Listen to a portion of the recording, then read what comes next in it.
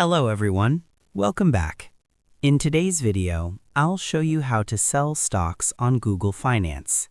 Whether you're experienced or just starting out, Google Finance provides a simple way to manage your investments.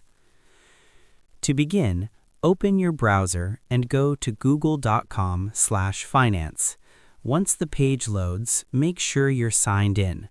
Click the Sign In button in the top right corner, choose your Google account, and enter your password. This will take you to your Google Finance dashboard.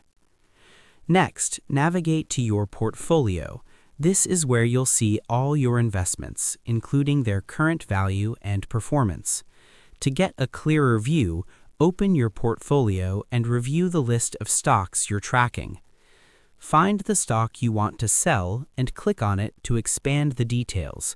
Here, you'll see more information like recent performance and market trends, which can help you decide if it's the right time to sell. Once you've made your decision, look for the option to edit or update the investment. This usually appears as an icon or menu within the stock details. From here, you can record the sale. Enter the number of shares you want to sell. Make sure to double-check this amount, as it directly affects your portfolio. After that, confirm the details and save the changes. Once saved, your portfolio will update to reflect the sale.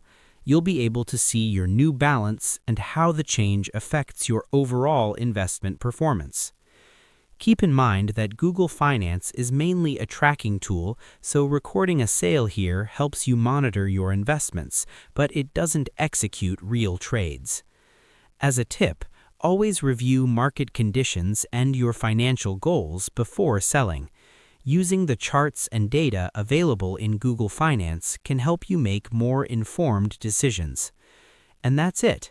Selling stocks on Google Finance is simple once you know where to look and how to record your transactions properly. Thanks for watching. Don't forget to like, subscribe, and share for more helpful financial tutorials. Stay informed, and I'll see you in the next video.